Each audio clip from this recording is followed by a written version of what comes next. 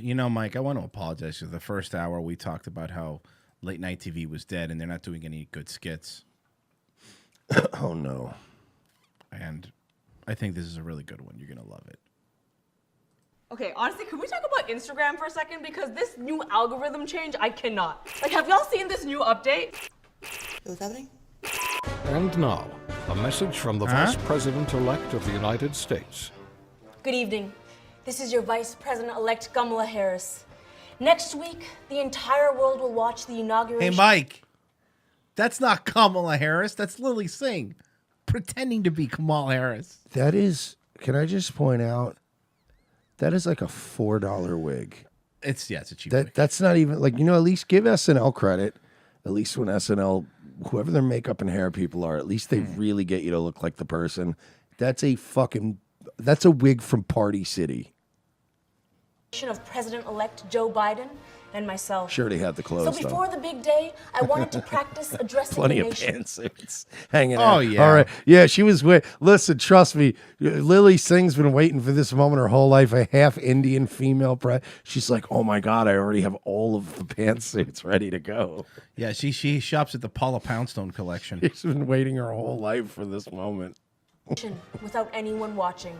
Naturally, this time slot seemed like the perfect place. America, we still don't know each other that well, so let me take this time to reintroduce myself. I'm Kamala Harris, your VP, your K-cup, your top cop, your comma from a different mama, your prosecutee, your Kamala Sutra. I have a lot. See, what she's doing is she's taking like all the memes, all the funny little memes that people said about her. They're not funny memes. And they're hilarious. And she's repeating them. And by the way, pretty everybody good. keeps pointing out that Lilly Singh's attractive. She's attractive, but trust me, I guarantee you, she's one of those chicks that probably tries to be funny in bed. Mm-hmm. You know what I mean? She probably talks a lot. Trust me, I doubt a night with Lilly Singh would be fun. A lot of nicknames, but if you call me Kamala, you can show yourself out. Your girl didn't become the first female, first black, first Indian vice president by getting out hustled. No, she did it by sucking a lot of cock, by putting a lot of penises in her mouth to the point that she got tired and then at 50 decided to get married. Mm-hmm. I want to give a quick To an shout out to absolute my mother. cuck, by the way. Yeah, To an absolute cuck. Well, just all these like female power brokers in politics, their husbands are all the same type of guy. Mm-hmm. Mother for teaching me to be such a go-getter. Her hoo-ha was the first barrier I broke through. And I'm not done breaking barriers. Some people think I'm just here trying to make myself look cool to voters. No, Lily. That's what we think of you and your show. You're trying to make yourself look cool to people. And you're not cool, Lily. That's not true. Just like you, I grew up listening to Drake. I don't dubstep. I take the first step. What? By the way, any person with half a brain would point out that she was made fun of for pretending to listen to rap. I don't know why you'd bring that up because it's not a thing. I don't think it's something you want to highlight, right? Yeah, Kamala Harris didn't grow up listening to Drake. Okay, what a fucking what a dumb thing to say. Come Down has a funny bit now. Anytime they talk about Kamala, Nick Mullen just goes, Tupac. I just go, hey, Kamala, did you ever watch the show Friends? Who was your favorite person on the show Friends? Tupac. Every answer is Tupac. I have big plans. Here's my to-do list for today. And it's just a list of politicians. But Kamala, that's all of Congress. It says Willie Brown and it's crossed out. What does that mean? Well, what does that mean? And also Tulsi Gabbard, which is odd. Which is, I'd watch it. I'd watch it. Yeah. It's like one of those things where it's one of those like things when you're in your 20s and you can pull a threesome, but one of the girls is like, Would you do it? I've done a few of those in my 20s where you can pull a threesome and one you're like, damn, yeah, and the other one you're like, it's a threesome. This is everything I've already done today. And yes, by today, I mean since midnight. You could fill a book with the things I've done. That's just a list of all the black men she's put in prison for life. That's page 1. 3 strikes. What do you want from me? Midnight. You could fill a book with the things I've done. By things, you mean people. Yeah. And by book, you mean condom. Yeah.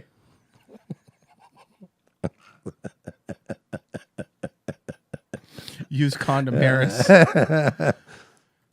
Or a prison. You cross me, I cross-examine you. Wait, did she actually just say fill a prison? Yeah, I think she did. Did she Was really? That's Let me hear that again. You could fill a book with the things I've done. Or a prison.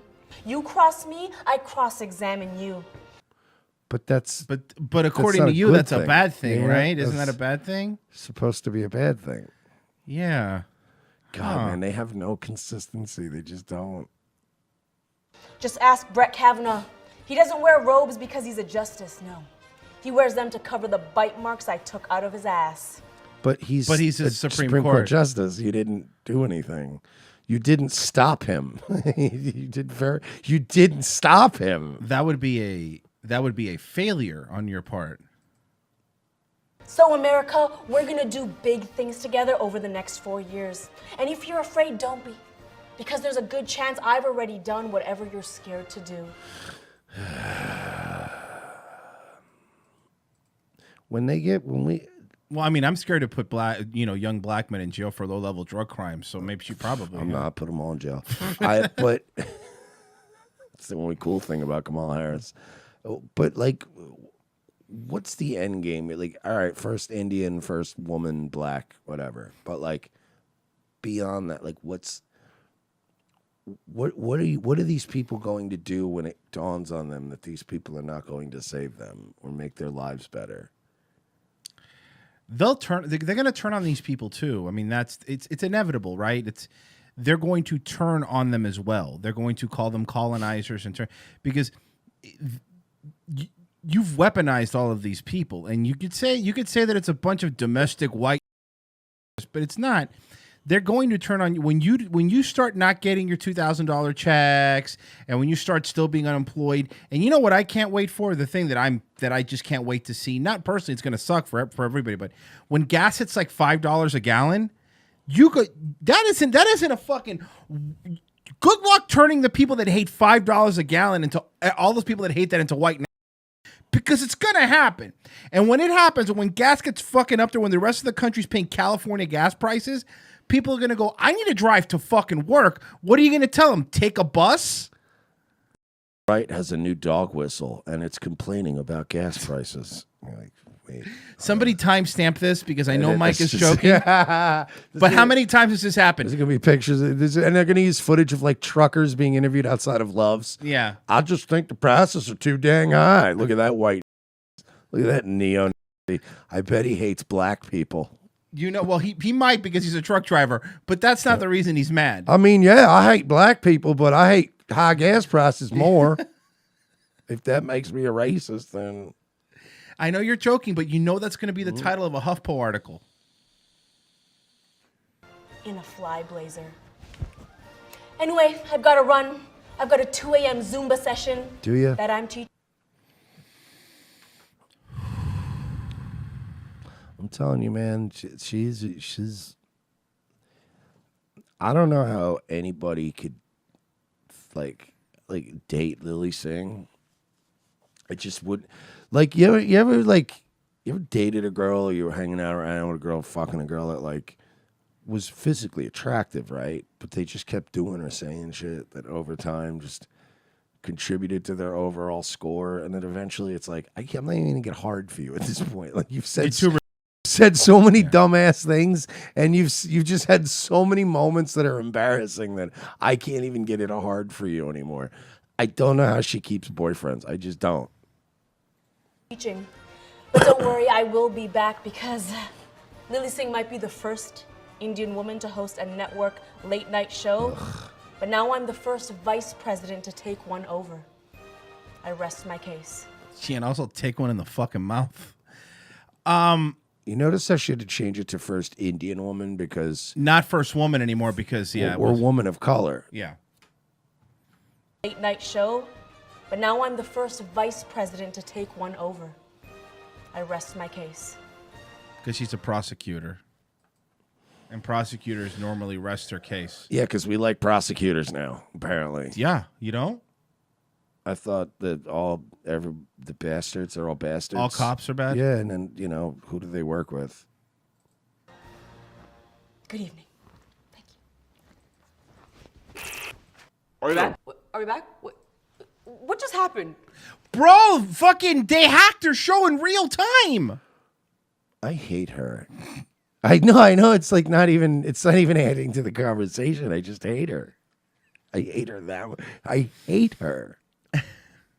Okay, excuse me. Hi, Madam Vice President-elect Kamala Harris. I get you might be the second most powerful person in the world, but I need to make it clear. She's not going to see this like everyone else in America. Yeah. No. She's going to go, yeah. Can I get that on that Jimmy Kimmel? I'm going to go do Stephen Colbert. I am the most powerful person. Except for maybe my showrunner, maybe even the COVID compliance officer, maybe even my editor. They have a COVID compliance officer? Probably. Imagine living in that world.